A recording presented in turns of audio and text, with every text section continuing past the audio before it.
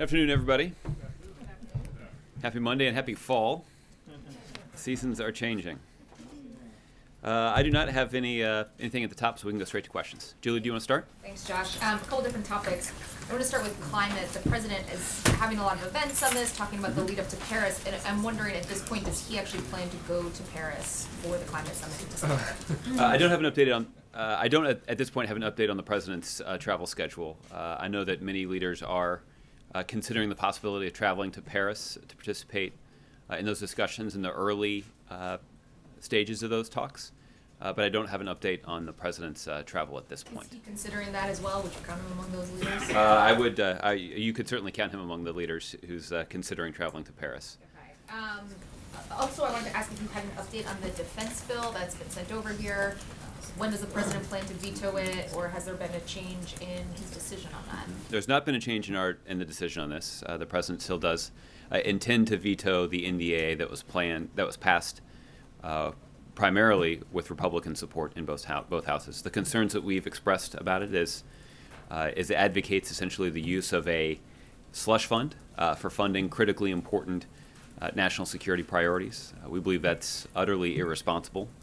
And the president's indicated that he would veto it. I don't believe, however, that it has been transmitted to the White House, but everybody knows how this will play out. Okay.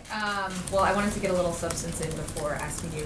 Your guess is as good as anybody else's. Is the vice president running for president?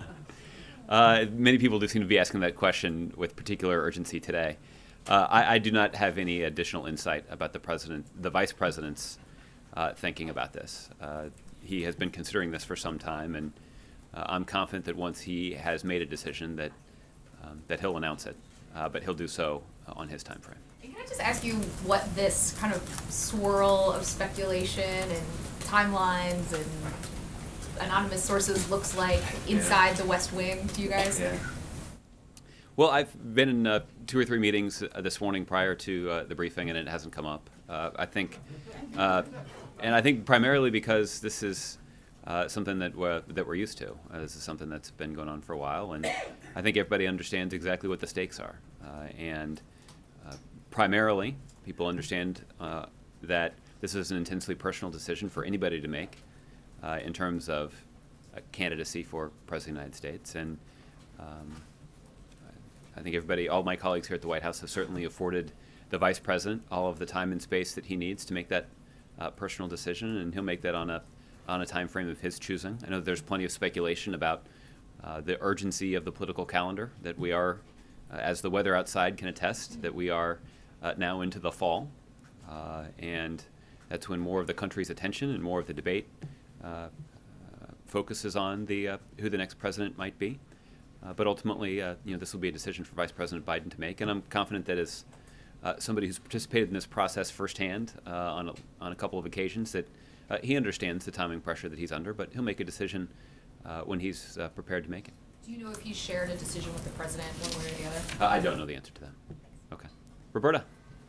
There are reports that hackers associated with the Chinese government have tried to hack at least 7 U.S. companies in the past 3 weeks.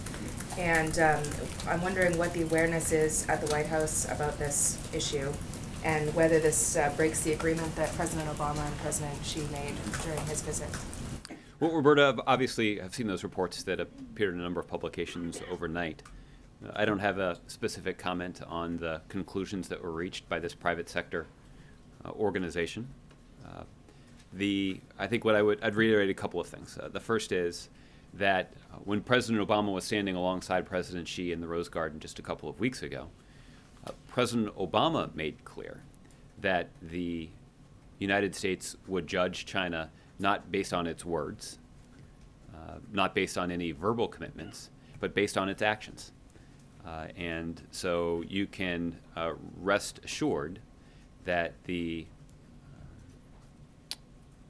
relevant agencies in the United States government are closely monitoring China's actions in this regard. This is obviously a priority, and it's something that the United States government follows closely. One other note, I can tell you that national security officials, both at the White House and across the federal government, are regularly in touch with the kind of private sector entities like the one that put out this report. And so there have been national security professionals in the administration that have been in touch with this particular private sector company, and I would anticipate we'll soon receive a briefing on the details of their findings as well. I think it only serves to highlight the priority that this administration places on information sharing. And information sharing from private sector entities with the federal government is a critically important part of our cybersecurity strategy. And this is one of the reasons that we continually try to impress upon Congress the importance of passing cybersecurity legislation that would enhance this kind of information sharing. Right now it's bogged down in the Senate, and we're hopeful that the Senate will take action soon to pass this legislation that would enhance our ability to better share information between public sector and private sector partners. President Xi is visiting right now with Prime Minister David Cameron, and I'm wondering whether the White House has worked at all with the Prime Minister to sort of create a common message at all on cyber as it relates to China, and whether you have any other comments on this particular visit, which is being heralded in Britain. Yeah. Well, you'll recall that when Prime Minister Cameron visited the White House earlier this year, issues of cybersecurity were on the agenda. And I believe that even, in fact, Prime Minister Cameron may have been asked about cybersecurity in the news conference in the East Room when he was here. And so I only say that to remind you that this is an issue that the United States and the United Kingdom work very closely on. So I don't have anything to tell you about our consultations in advance of Prime Minister Cameron's meetings with President Xi, other than to remind you that this is something that is not a source of concern, that China's activity in cyberspace is not just a source of concern on the part of the United States, but it's a source of concern from countries around the world, including our close allies on the other side of the Atlantic. Okay. Michelle? And we also now know that the FBI and Secret Service are investigating hacks of non-governmental accounts of the CIA director as well as Jay Johnson. So, I mean, this has to be frustrating. Even though these are not their government accounts, this seems to be happening once every couple of weeks at this point. I mean, does this feel like it's something that really needs to be tackled more quickly? I don't know what you plan on doing or what you feel could be done to try to prevent these. Well, I just mentioned one idea to Roberta about the fact that there is bipartisan cybersecurity legislation on Capitol Hill that has gotten bogged down in the legislative process on Capitol Hill. We obviously would like to see the Republican leadership in the Senate allow a vote on that legislation so it can be passed and so the president can sign it into law. This one particular piece of legislation that's on the Senate floor is one that would enhance information sharing between the public and private sector, and certainly would enhance the ability of cybersecurity experts in the government, including law enforcement and national security experts, to respond more quickly when breaches are detected. But there are other proposals that this administration has put forward for the kind of legislative response that we believe would enhance the nation's cybersecurity. The president has already taken a number of steps over the course of this year to enhance our cybersecurity. And this is everything from putting in place the architecture so that the Secretary of the Treasury now has the authority to impose sanctions against individuals or entities that carry out or benefit from cyber attacks. There are also a range of steps that we have implemented here in the federal government to better organize our efforts to confront cyber threats. So, one of these is the Cyber Threat Integration Center, and this is a national security agency that would essentially ensure that all of the agencies that are responsible for responding to these kinds of incidents can come together quickly to respond and to share information and to make sure that we're mobilizing all of necessary resources to protect our infrastructure in this country. And that includes not just attacks that are sustained by government systems, but also attacks that are sustained by private entities, including news organizations that I know have also dealt with this significant challenge. Yeah, I mean, that's kind of my point, though. There have been all these steps taken and plans made, but the hacks still keep happening extremely frequently. So is there a frustration there? And do you think that even the accessing of some of these personal accounts could be dangerous or could be, could lead to something else? And I mean, do you feel like they're inevitable in a sense? If so much has been done, and I'm not sure if you feel like the administration can do all that it can do, but what is the solution, or how do you find a solution? Because obviously all the things that you listed don't necessarily work in all cases, and the cases that do get through have been pretty large scale and high profile, to say the least. Well, Michelle, I don't think anybody has made the suggestion that there's a silver bullet that's going to put a stop to all of these challenges.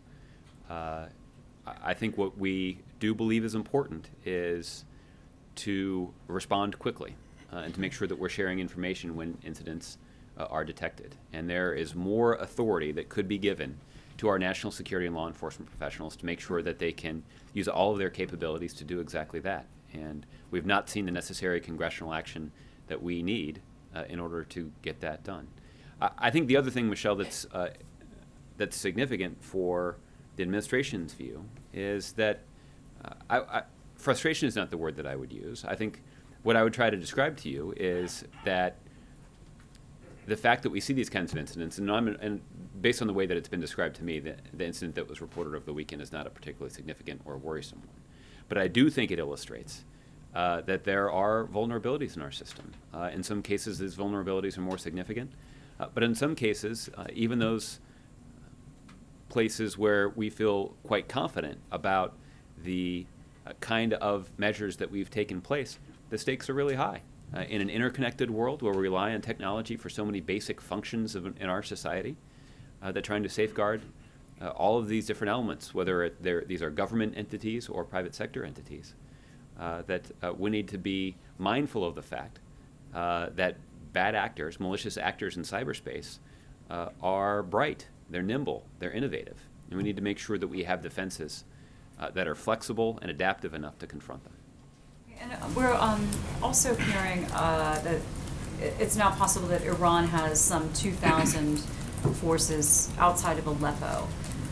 What can you say about that, and how does that change things on the ground there, do you think? I don't have an update for you in terms of what we're seeing on the ground inside of Syria, at least in the detail that you've just described.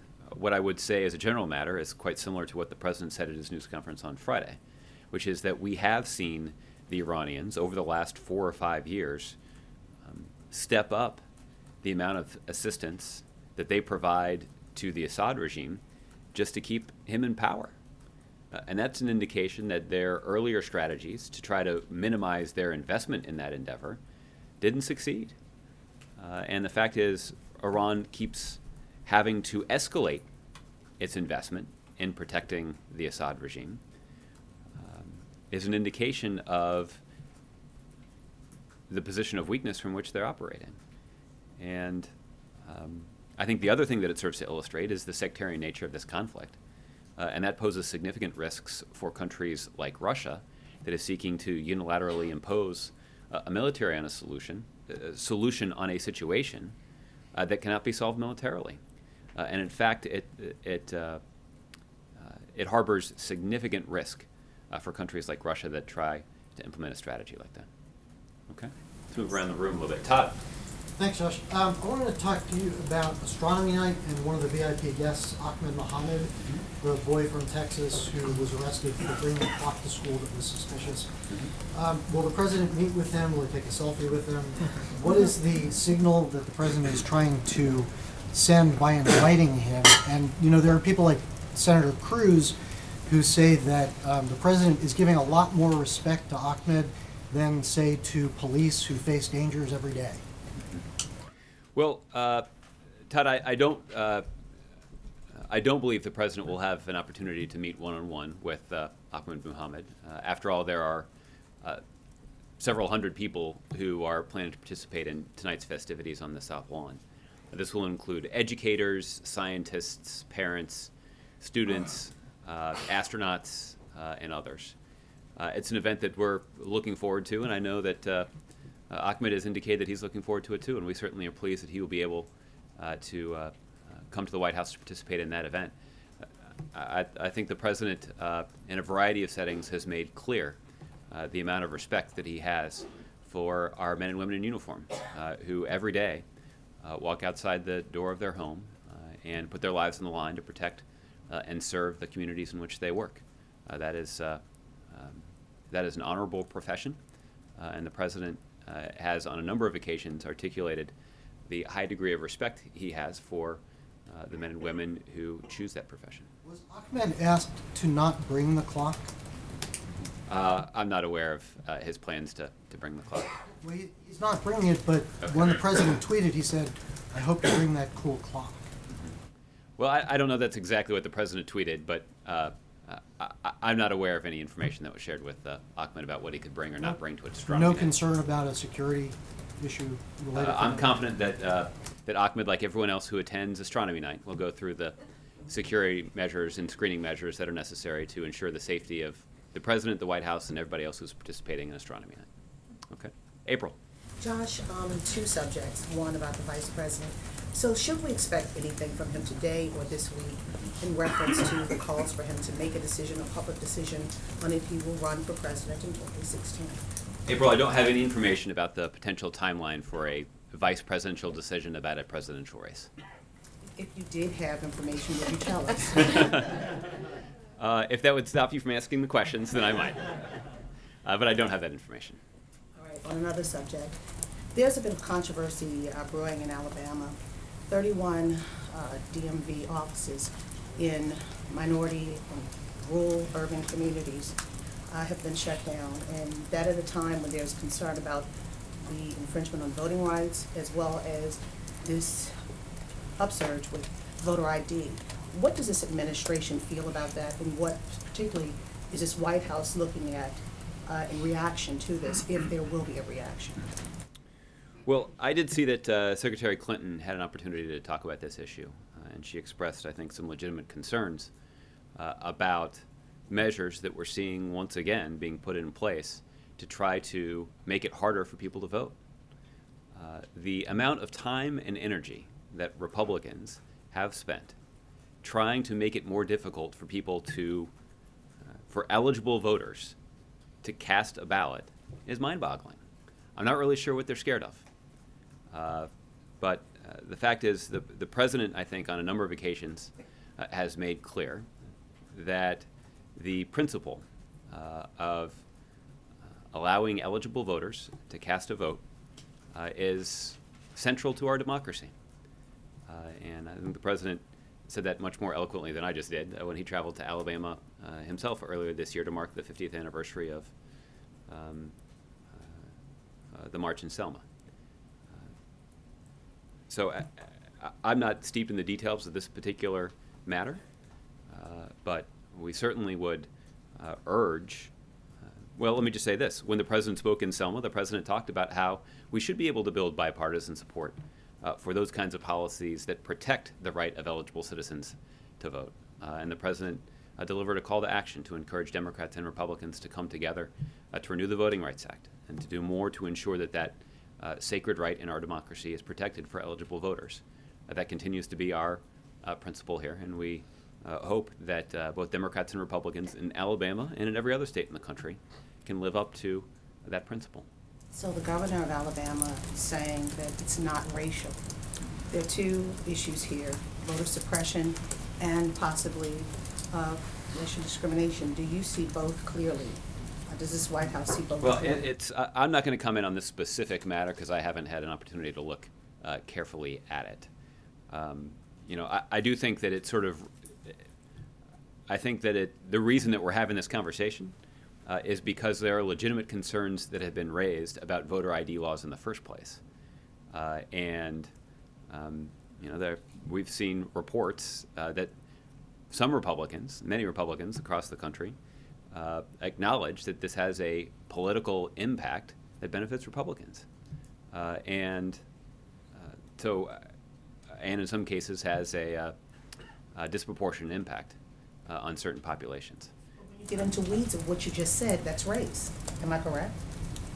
Well, I think that's what some people have observed. But again, I'm not talking about this particular incident because I don't know enough about the details to talk about it. But when it comes to voter ID laws, when it comes to the way that Republicans have time and again taken steps and implemented policies that make it more difficult for eligible voters to cast a ballot, yes, in some cases there is documented evidence that those were strategies that were predicated on a political benefit for Republicans. And that certainly runs counter to some of the basic and most important principles of our democracy. Last question, so we should expect Justice to chime in on this or work on this? You can check with the Justice Department and they can update you on their efforts if there are any in this matter. Okay. John. Josh, when Britain got involved in the Asia Infrastructure Investment Bank, the administration expressed concern. Are you concerned about the extent to which China seems to be investing in British kind of critical infrastructure, like our nuclear plants and the like? Well, John, I'm not aware of any of those specific investments. Obviously, the United States has, ironically enough, some investments in nuclear facilities in China. And I know that's something that President Obama and President Xi had the opportunity to discuss when President Obama was in China just about a year or so ago. The other thing that President Obama made clear in the news conference that he did with President Pak on Friday is that the United States welcomes strong relations between our allies and China.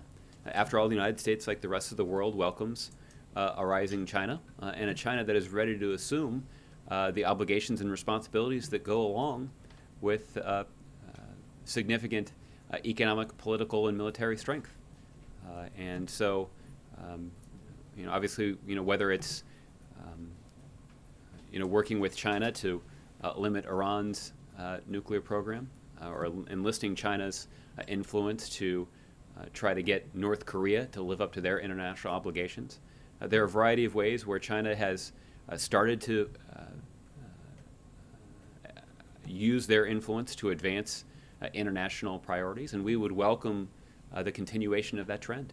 But you wouldn't allow that sort of investment from China into the US. Is it wise for such critical infrastructure to be built by the Chinese? Well, there's obviously a process for the United States government, where appropriate, to weigh in on those decisions. I don't know what the process is in the UK, but that's obviously something that national security officials in the United Kingdom would have to determine for themselves. Okay, John. Josh, I'm going to try where Julie failed a little while ago. lot. I mean, it was a good effort. Supposed to be friends up But I'm here. going to try where absolutely friends. He failed. Well, exactly.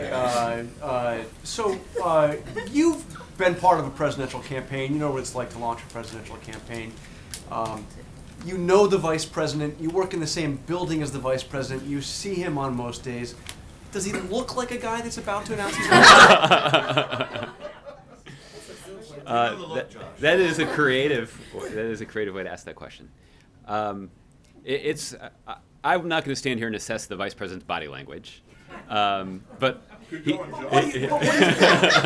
you think? What's your sense? You're there. You see him every day. Yeah. What's your sense? Well, there's no denying that Vice President Biden is somebody who brings a lot of energy to his current job, and based on the fact that he has run for president twice before, I think should be a clear indication that he believes that he's got something to offer to that debate and to offer to the country. And I think that his strong performance as vice president has led a lot of people to think that he would be an influential candidate, an effective candidate in the presidential field. But ultimately, this is not the kind of decision that can be made for the vice president. The vice president himself needs to make this decision, and it's an intensely personal one, and it's something that he's obviously been considering not just over the last several months, but I think probably even longer. And when he's arrived at a decision, I'm confident it's one he'll announce. So it looks like I might have failed there too. But do you share some of the frustration that we've heard from other Democrats, including people like David Axelrod, that this decision process has gone on so long? I don't share that frustration. I think that anybody who has served this party and this country as long as the vice president has is entitled to all of the time and space that they need to make this personal decision. And I'm confident that once the vice president has reached a decision, that one way or the other, that he'll be prepared to announce it. And do you expect that to be soon? Well, again, as I observed yesterday, I think the laws of physics will require that this is a decision that be announced relatively soon, because the date of these contests is coming up. But for the precise date, that's something that only the vice president knows. Okay, Major. So I'll just say on top, I'm going to fail, John, but we're going to give it a go. This is a probing question, but it's serious, because on two issues I can think of right off the top of my head, Iraq and any potential budget conversations that might go on, the vice president has played a vital role for this president. That is true. And I wonder if, as he has considered what he may or may not do, if the president and he have discussed what it might mean to this administration if Joe Biden goes from being the vice president who routinely was on the phone with all the principal players in Iraq on a regular basis, and in a previous time when the country was facing a fiscal cliff, he was the primary behind-the-scenes negotiator with Senator McConnell to work something out.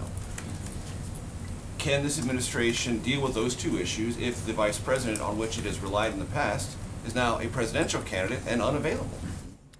Well, Major, I think even the vice president, if he were to make a decision to throw his hat into the ring, would recognize that he has critically important responsibilities as the vice president of the United States. And these are responsibilities that he carried out in the midst of a hotly contested re-election campaign in 2011 and 2012.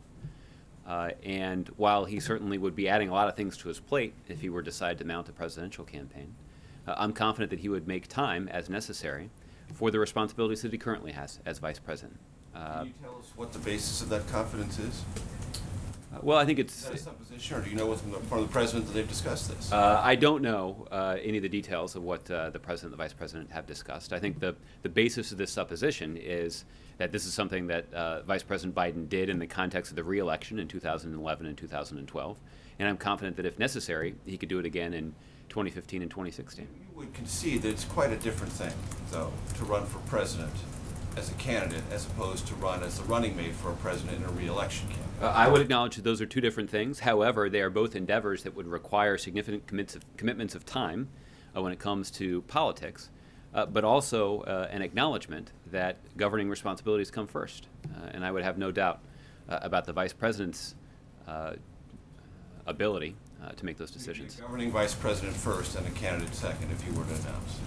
Well, he certainly would have some responsibilities that he's sworn to uphold, and I'm confident that he would do that regardless of whether or not he were pursuing his presidential aspirations.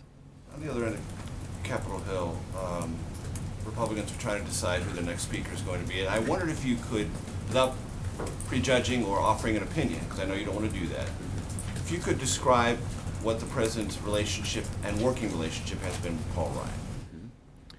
Well, We had a rather famous episode where the president gave a speech on the budget. Paul Ryan was in the front row. That didn't go so well. I wonder if anything has evolved from then, since then, and if you would just give a general description of either this White House's or this president's relationship with Paul Ryan. well, Major, I thought you were actually going to refer to an earlier exchange that President Obama and Congressman Ryan had early in the administration over budget issues. This is when the president traveled to Baltimore to meet with the House Republican Conference, and they do an annual meeting. They invited the president, and they had an opportunity to exchange. And I think at that point, the president was quite clear that he respects Paul Ryan, that he is somebody who obviously has spent a lot of time seriously thinking about some of the significant challenges facing the country. At the same time, the president has profound and occasionally vigorous disagreements with him on fiscal issues and presumably other things too. I think both of those incidents, I do think, sort of illustrate the kind of relationship. I'm sorry? Has anything evolved since then? It's been Well, a while. the only other issue that comes to mind that I know that Chairman Ryan was involved in trying to advance Trade Promotion Authority legislation. And that's an example where the administration was able to work effectively with a range of leading Republicans to pursue a legitimately bipartisan goal. And I know that certainly Chairman Ryan's support for that effort was welcomed by the White House. But we also got support from people like Leader McConnell and Speaker Boehner and a variety of other Republicans who are responsible for helping the administration build the kind of bipartisan coalition that was necessary to see that legislation pass. President rooting for Paul Ryan to be the next speaker. The president doesn't have a rooting interest in this one. He's merely as an interested observer. Well, related to that, does this administration, does the president believe it has to narrow its focus on what may be doable in the remaining days of this year legislatively because of the chaos that House Republicans are going through? Well, I think, Major, there's been an acknowledgement, whether it's explicit or implicit, that the chaos that we saw in the Republican Party in Congress prior to Speaker Boehner's unexpected retirement was limiting the amount that Congress was able to get done. And look, this is an observation that we've seen a lot of Republicans make. And I saw that even Senator Cruz was on television yesterday observing that Republicans in Congress, despite the fact that they have strong majorities in both the House and the Senate, don't have much to show for those majorities. And that's been disappointing. There are some things, including the Trade Promotion Authority legislation, but that's been more the exception than the rule. Right, but I mean, as you know, you're approaching some significant deadlines where a lot of things are going to have to be decided in short order. And to the degree you can share with us, do you still know who to call? I mean, do you have a relationship with the speaker that you believe is still carrying out the cloud and the ability and a chief of staff and underlying aid? I mean, is it business as usual or not so much? Well, obviously, And if it's not business as usual, do you have to narrow your focus and really just try to prevent a couple of bad things from happening and not really imagine accomplishing much beyond that? yeah. Well, Major, I guess this is what I was alluding to, which is that we are in a place now, I think, where unfortunately the ambitions for congressional action are limited to just the essentials. And in this case, there's not a lot of discussion in the Republican Party, even in the context of a contested speaker's election, about the kind of ambitious agenda that Republicans are hoping to advance with their strong majorities in the House and Senate. There's no discussion of that. Right now, the only thing we're discussing is how to prevent another government shutdown, how to ensure that we're not risking the full faith and credit of the United States, how do we make sure that our basic national security priorities are properly funded. These are not ambitious proposals. These are the basic essentials that the American people expect of their Congress. So there would constitute the basics. Essentially, there might be a couple of other things I'd put on there. The reauthorizing the Ex-Im Bank, making sure that we can fund our infrastructure through another transportation bill. There are a couple of other essentials in there, but not many. And certainly, and again, these are not the kinds of things that are the visions of transformational leaders. These are the responsibilities that every single Congress, since the very first one, has had to confront. And when it comes to the debt limit, we've seen the previous Congresses have not been willing to risk the full faith and credit of the United States, and we're hopeful that this Congress will follow suit. One last quick topic. The Pentagon says the memorandum of understanding with Russia is probably going to be released tomorrow. Over there, they don't want to call it an agreement because there's not an agreement between these two countries about what's happening. There's just a legal document that says, well, I guess we'll stay out of each other's way. How would you characterize what this actually is and what it represents and how it fits in with anything that approximates a strategy between the two countries in Syria? Yeah. Well, I don't have an update for you on the timing of that document. The Department of Defense can give you the best assessment, and it sounds like that may be their best assessment. This is the result of now 3 different conversations that have occurred between military officials on the United States side and their Russian counterparts. And we have described these kinds of consultations as practical, operational level discussions intended to deconflict their activities from ours. And this is the kind of thing that would ensure that Russian pilots are operating consistent with international safety regulations. This is ensuring that when pilots are operating, that they're using internationally recognized communications channels that they're speaking English, so that we can avoid mishaps. But this does not at all rise to the level of any sort of strategic cooperation at all.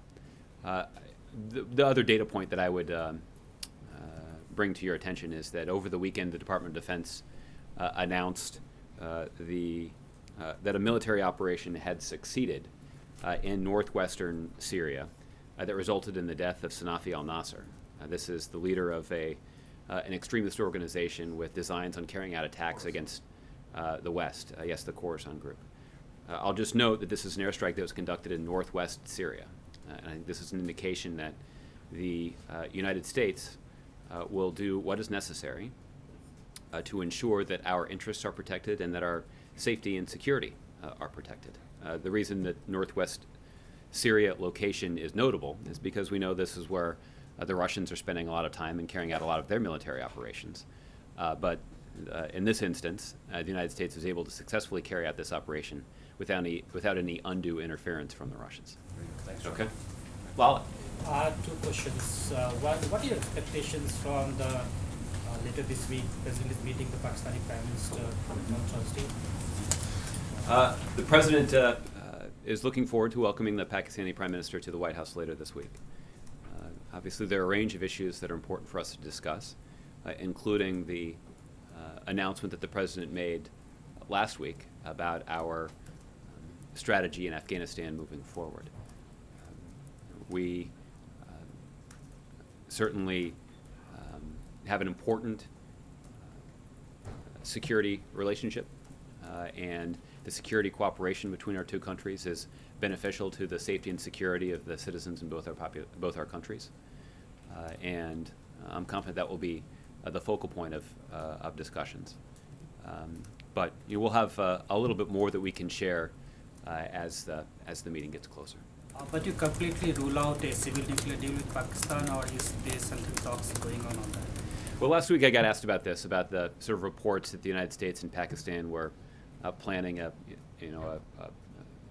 that published reports indicated that there may be a breakthrough in this regard, and I would significantly reduce your expectations about that occurring on Thursday. And secondly, in Afghanistan, the Taliban hit a F-16.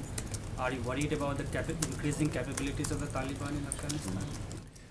For questions about those kinds of questions, I'd refer you to the Department of Defense. I'm not aware of that specific report. Okay. All right. Kevin. Thanks, Josh. On Friday, at least it's been reported that you pulled the plug on plans to sell oil and gas drilling rights in the Arctic. And I'm curious, I just read a quote from Kowski, Senator from Alaska. She said that decision is stunningly short-sighted and betrays the Interior Department to the state of Alaska. What's the mindset, especially given the need for energy security? Mm-hmm. Well, Kevin, this is a decision that was largely made and announced by the Department of Interior. They're responsible for conducting those lease sales. And the conclusion that the Department of Interior reached is that given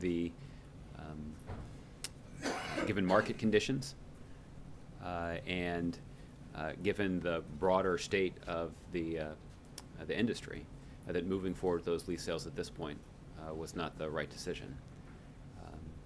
Obviously, I think the President has indicated, and the facts bear this out, a genuine commitment to energy independence, that the amount of oil and gas production in the United States under the leadership of President Obama is higher than it's ever been. But so is the amount of energy that we generate from renewable energy like wind and solar. And that's consistent with the strategy that the President has pursued, and it is one that has served our economy quite well. I also spoke with another congressional member from that state who mentioned icebreakers and curiosity about whether or not more has been done or could be done to purchase more icebreakers for that part of the country. In particular, it has national security implications. What has the White House, what has the President planned and prepared to do to improve that, what, as it was put to me, a woefully insecure circumstance? Well, Kevin, it's, you'll recall the president, when he traveled to Alaska earlier this year, just 6 weeks or so ago, announced that there are some additional ice-breaking assets that would be deployed to Alaska. These would have important national security consequences, but some important economic consequences as well. And so, investing in that kind of capability is important, and the president's indicated a willingness just as recently as 6 weeks ago to make that kind of investment. And what's the latest on that? Has anything happened? Is there anything concrete that he can point to? We'll see if we can get you an update on that. I haven't heard. We'll see if we can get you an update on that. Okay, lastly, this is sort of broad stroke as approached by some of my colleagues here in the front row. Having been through this process, what are a couple things that someone might look at before making a determination to run for president? In the case of a vice president, in this case, who's run twice before, if there's a couple things that you say, if this happens, you go for it. If that happens, you probably go for it. What are a couple things that you think he might be considering?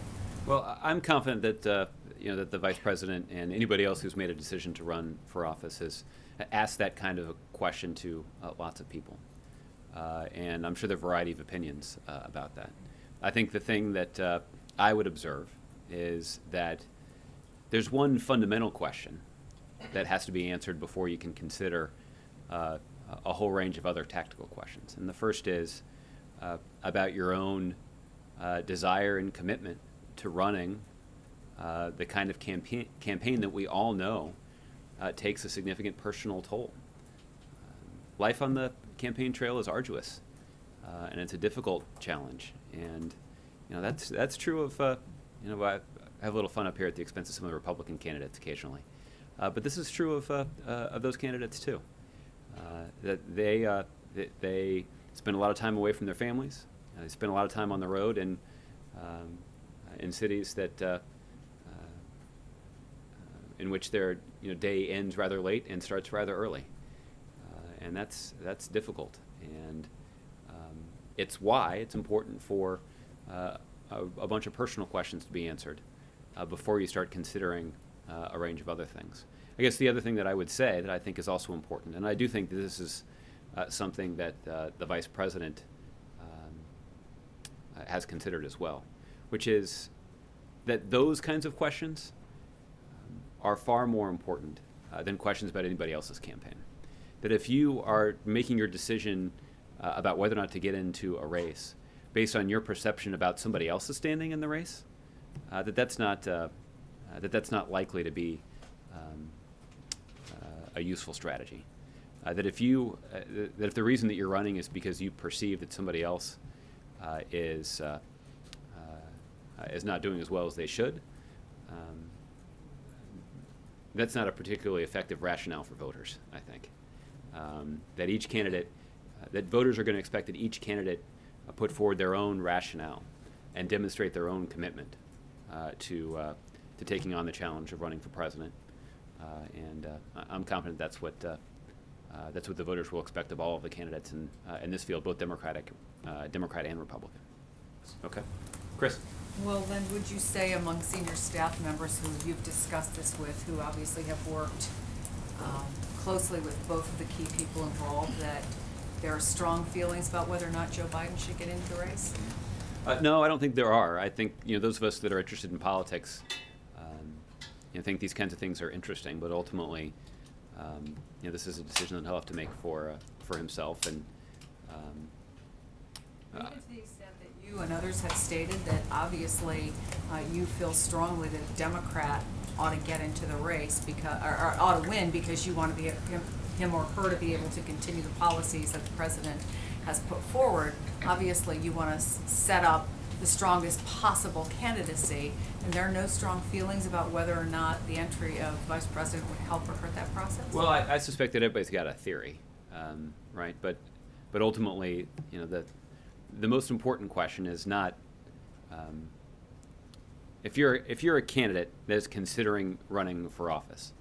The truth is, this is probably something that applies not just to the candidacy for president of the United States, but frankly for any political job. That you're making a commitment to serve your community and to serve the voters, and that's a serious commitment, and it's a significant one that requires a lot of your time and energy. And that's what has to drive your decision. The most effective public servants are the ones who acknowledge that these are personal decisions, that you can't be making, you can't sort of be trying to game the system, if you will, but that rather this is an important personal commitment that you're making. And Lord knows that Vice President Biden has made a profound commitment to this country and to the Democratic Party based on his decades of service to both. And the personal question that he is facing now is whether or not to re-up that commitment. But that's a decision that he'll have to make.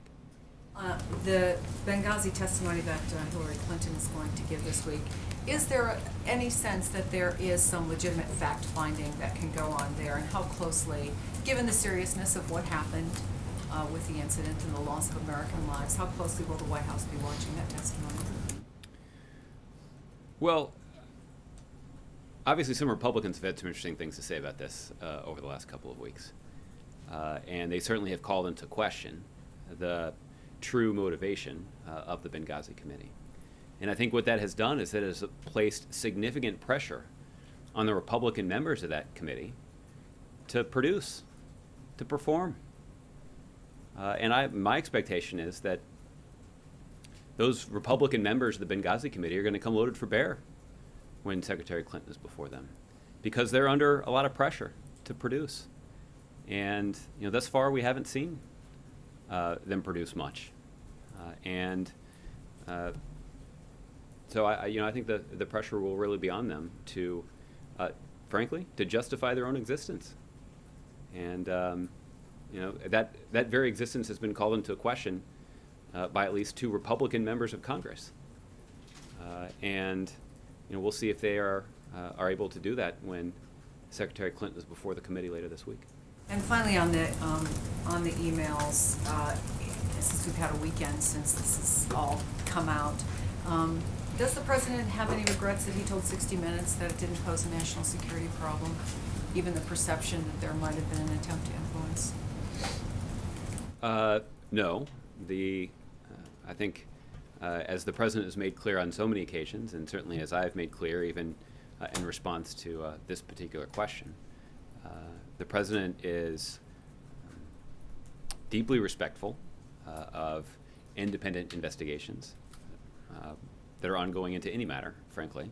That there's a responsibility on the part of our law enforcement agencies to conduct investigations that are free from political interference. And his expectations that the professionals of those organizations will do that. And certainly the FBI has a strong record of doing that. But the other thing I think, Chris, that's important that warrants mentioning here is that in the context of those investigations, we have seen a legitimate and even spirited debate about how and whether to classify certain portions of those emails. But even Secretary Clinton's harshest critics haven't come forward to suggest that the contents of those emails somehow endangered national security. We can have a debate about how and whether to properly classify some portions of those emails, but that is a far cry from questions about endangering national security. And I don't think that even Secretary Clinton's worst and most partisan critics have suggested that there is information in those emails, at least based on what we know now, that would endanger national security. Okay. Angela. The Canadians are holding their national elections today, and the Liberal Party, based on polling, is expected to take control. The White House has consistently said the Keystone decision is under review at states. I'm expecting to hear that in a second. Yeah. But given the Canadian elections, how will that potentially affect the timing of a decision? Does it speed things up because now there's no election to influence if a decision is released? And then secondly on that, is the expectation of the Liberal Party that there will be a denial of the permit and that they would like to have that happen sooner rather than later, anything that would influence the decision here on our side of the border? Well, Angela, for updates on the timing of a Keystone decision, I'd refer you to my colleagues at the State Department. As you know, I have long tried to avoid even the appearance of interfering in ongoing elections in other countries. And there is an ongoing election in Canada today. So for that reason, the only thing that's happening in Canada today that I'm prepared to discuss is Game 3 of the Royals Blue Jays series. Distracted by this turmoil in Canadian politics. I'm confident this is not going to affect Johnny Cueto's performance at all on the mound tonight. So. Back just a little bit then. Does the fact that the Canadian election is happening today and tomorrow will be over, we assume, affect the timing of the decision on Keystone? You have to ask the State Department about that. They're the ones that can give you the update on the timing. Okay. Let's see, Bill. Josh, I want to ask you about Air Force One. Uh-huh. Can you confirm is a new one coming? Has the order been put in? And what's the price tag and when is it going to arrive? Well, my colleagues at the Defense Department are engaged in this process to ensure that future presidents have a modern Air Force One that can carry them around the world as they do the important work of the country. I know that the process of completing that project has begun, but for an update, I'd refer you to the Department of Defense. I know this is something that they're not envisioning completing until 7 or 8 years from now, I believe. The White House is involved in this decision about the president's plane, I would assume. And Well, there was a decision that was made by the president to move forward with the project, but obviously for how that project is moving forward, I'd refer you to the Department of Defense. The New York Times reports it's 2023 is the expected arrival date, which means that Joe Biden or Hillary Clinton won't get to ride on that plane except for the last year of their presidency. So if the idea were a new plane for the new president, shouldn't the process have started maybe a little earlier? Well, I think, Bill, the president would be the first one to tell you that the plane that the president has right now serves him quite well.